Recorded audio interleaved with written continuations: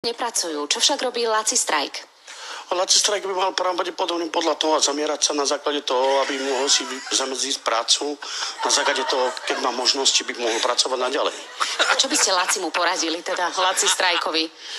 Lacimu strajkom by som mu odporúčil len to, na základe toho, že ľudia ako vzácni sú, ako samozrejme pozerajú svet ináč, ako sú okolo nich. Na základe toho by som požiadal, akože, aby si zamedzil len to, aby si okolo seba mohol spraviť vymoženosti medzi ľudí, vzájomných stykov a naďalej. Nerozumiem, vysvetlite mi to.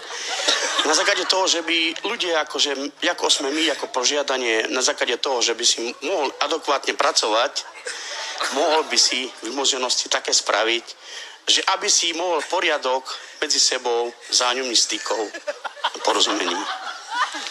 Aha, už som to pochopila. A viete, kto je Laci strajk?